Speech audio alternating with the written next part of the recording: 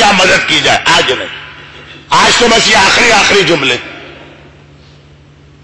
خلاصہ یہ ہے کہ سلمان نے کہا السلام علیکم یا اہل القبور. ازما کہتے ہیں کہ ایک کونے سے آواز آئی وعلیکم السلام یا صاحبہ رسول اللہ سلمان، اے پیغمبر کے صحابی سلمان تم کو میرا جواب سلام. قبر میں سے آواز آئی. اور قبرستان مدائن کا ہے. مدائن کتنا پرانا شہر، پیغمبر کی ولادت نوشیروان کے زمانے میں ہوئی ہے، نوشیروان سے بھی پہلے سے ہی شہر چلا رہا. نوشیروان نے اس کو رینوویٹ کیا تھا ایک طرح. اتنی پرانی قبر. یہ آواز کیسے آئی؟ ازما مولا کے صحابی ہیں، علی کے شاگرد ہیں، وہ بھی چکرا گئے. لیکن سلمان کو دیکھا تو عجیب حالت، کمر پکڑ کے کہہ رہے ہیں آج وہ دن آ گیا جب سلمان کو دنیا سے جانا. ارے سلمان یہ کیا کہا سنو، ایک دن میں رسول خدا کے پاس گیا، یا رسول اللہ میری موت کب آئی؟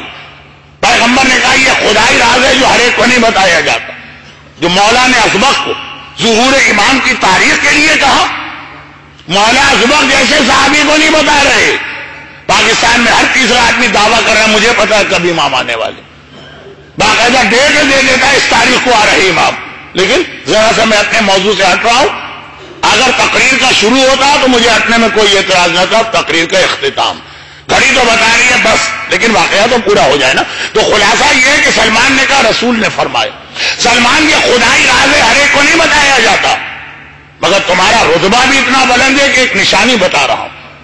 جب کبھی مدینے سے باہر طویل عرصے کے لیے جاؤ اور اتنے بیمار پڑ جاؤ کہ بستر سے اٹھنے کی طاقت نہ رہے، قریبی قبرستان میں جا کے سلام کرنا، اگر جواب سلام مل جائے سمجھ لینا آج دنیا سے جانا.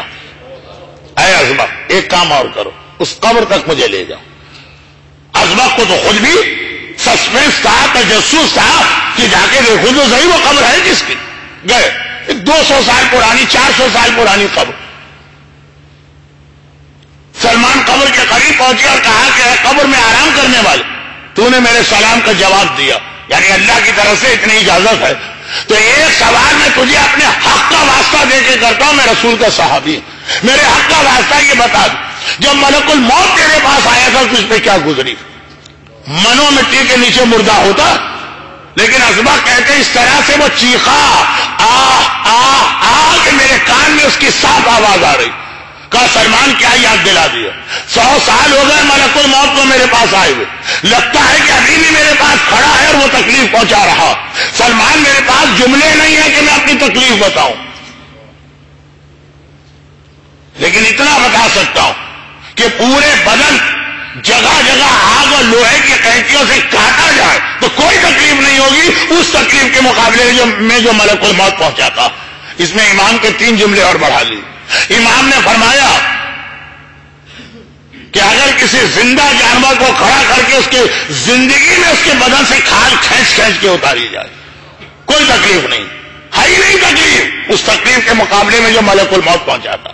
اب یہ مختلف واقعات ہیں، ایک جملہ نہیں کہ امام اپنے صحابیوں کے ساتھ کہیں سے جا رہے، کسائی جانور کو ذبح کر کے کھال اتار رہا تھا، جانور لٹکا ہوا تھا اور امام نے اس وقت یہ کہا.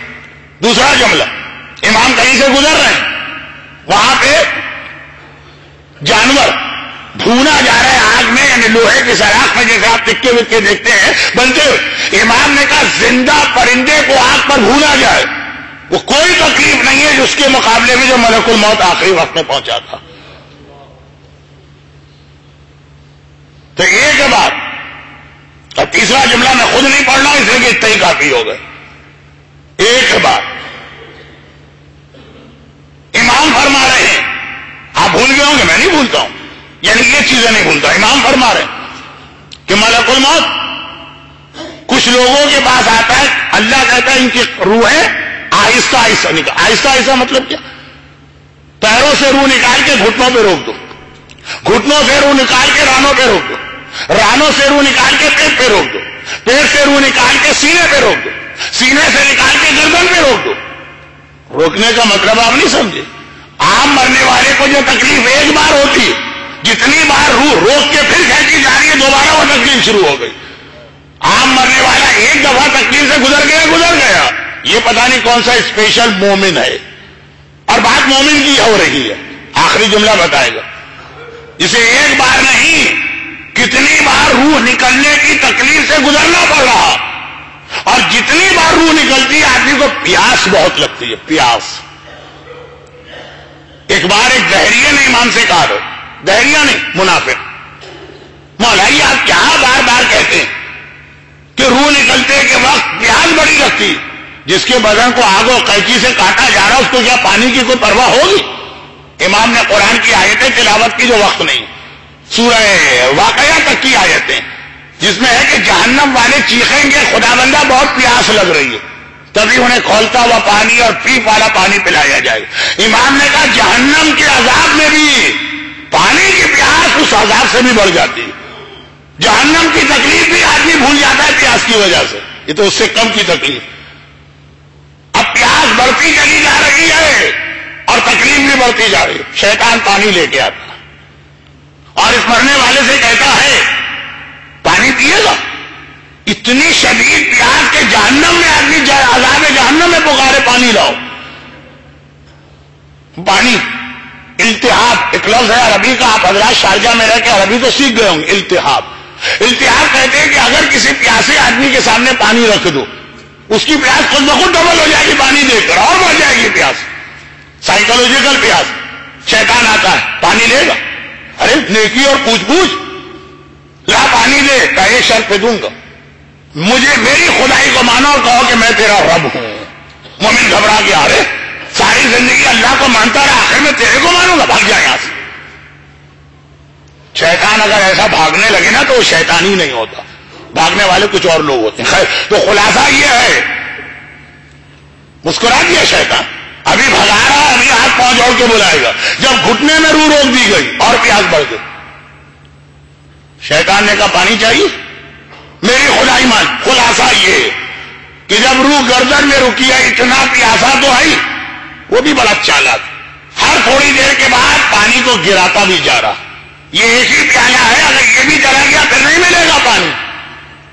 اب ادھر ملک الموت کو بھی جلدی نہیں ہے کہ جلدی سے روح نکال لے، مسئلہ ہی ختم، وہ بھی آرام آرام سے روح نکال رہا، اور ادھر ہر دفعہ یہ تکلیف بڑھتی جا رہی ہے، ایک پانی کا پیالہ تھا بس، وہ آدھا رہ گیا، 3/4 چلا گیا، چند گھونٹ بچے، شیطان کہتا یہ آخری پانی ہے، ابھی میری خدائی کو مان لے۔ مومن نے مڑ کے دیکھا شاید ملک الموت اب تو روح نکال دے، وہ آرام سے بیٹھا ہوا، کوئی جلدی نہیں ہے اس کو، ادھر ادھر باتوں میں لگا۔ جیسے آپ پاکستان کے دفتروں میں جاتے ہیں تو آپ کا کام کیسے کرتے ہیں وہ آفیسر، ادھر ادھر لگا، میں توجہ ہی نہیں دے رہا، گھبرا گئے، اتنی پیاس، گھبرا کے کہا اچھا میں نے تیری خدائی کو مانا، اب تو پانی پلا دے۔ یہ جملہ کہا شیطان نے، وہ پانی بھی زمین پہ پھینک دیا اور کہا کہ اگر میں خدا کے سامنے تیری مدد کر سکتا تو خود کو تھوڑی جہنم میں جلتا، اور ادھر ایک جھٹکے سے ملک الموت نے روح نکالی، ربنا لا تزغ قلوبنا بعد إذ هديتنا۔ خدا بندہ یہ آخری وقت میں ہمیں ہدایت کے بعد گمراہی نہ ملے، یہ اس وقت کی دعا۔ ہم نے تو دیکھا بھائی ہمارا مرنے والا مرتے دم تک ٹھیک رہا، ہمیں کیا پتا کہ پردے کے پیچھے، اسکرین کے پیچھے کیا اس کے اوپر گزر گئی۔ راوی نے کہا مولا یہ تو ذرا کچھ سمجھ میں نہیں آتا۔ راوی کہہ رہا اللہ نے اپنے اس مومن بندے کی کوئی مدد نہیں کی۔ امام نے اس کے 2 جواب دیے، ایک مختصر ابھی بتا رہا ہوں، تفصیلی شاید کل آ جائے۔ یعنی یہ یاد رکھیے کل میں تو ضرور آؤں گا مجلس پڑھنے اگر زندہ رہا، مجمع کی بات نہیں کرتا لیکن میں تو آؤں گا، مجھے تو مجلس پڑھنا، ثواب بھی لینا ہے، اور امام کی فوج کا خدمت گزار اسی کام کے لیے رکھا گیا ہوں، لیکن ایک جواب تو آ جائے گی۔ امام نے فرمایا اگر یہ چاہتا تو اپنی زندگی ہی میں اس کا انتظام کر سکتا تھا۔ مولا کیا؟ کہا کہ اگر کوئی رجب کے آخری ہفتے میں 3 روزے رکھے، 7 ضروری نہیں، ایک 27 رجب کا تو آئی، ایک 24 رجب اور ایک 29 رجب، اور اگر یہ تاریخیں اس کے ہاتھ میں نہ رہیں کسی وجہ سے تو 7 دن جو آخری رجب کے اس میں کوئی 3 روزے رکھے تو ملک الموت جب روح قبض کرنے آئے گا تو وہ خود ہی کوثر کا جام بھر کے لاتا ہے ایسے آدمی کے لیے جو ماہ رجب کی آخری کوئی 3 دن 7 میں سے اس میں روزہ رکھتا ہے۔ یہ جام کوثر تیرے لیے ہے، جس کو جام کوثر مل جائے شیطان کا پانی اسے کیا بہلا پائے گا۔ ملک الموت خالی ہاتھ نہیں آتا، کوثر کا پانی پلاتا جاتا اور اس کی روح کو قبض کرتا جاتا۔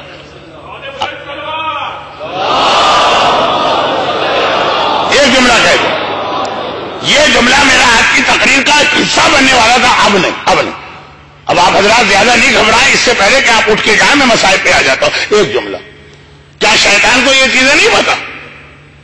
بھائی مجھ سے تو زیادہ علم رکھتا ہے شیطان، جب میں نے یہ حدیث امام پڑھی شیطان کو بھی تو معلوم۔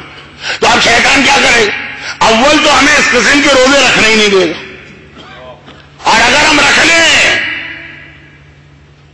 تو ایسا کوئی چکر چلائے گا کہ روزے رکھ کے بھی ہم بغیر روزے والے ہوں گے۔ کیسے؟ جس کے اوپر واجب قضا روزے باقی ہو، سنت روزہ رکھ ہی نہیں سکتا، وہ ماہ رجب کے سنت روزے رکھوا دے گا، ہم پر کوئی قضا بھی ہوگا، سارے روزے غلط ہوگا۔ یہ فائدہ صحیح روزوں کا ہے، غلط روزوں کو کوئی تھوڑی۔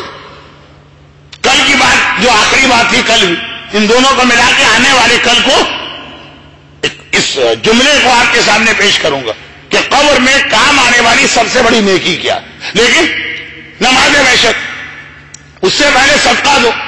شیطان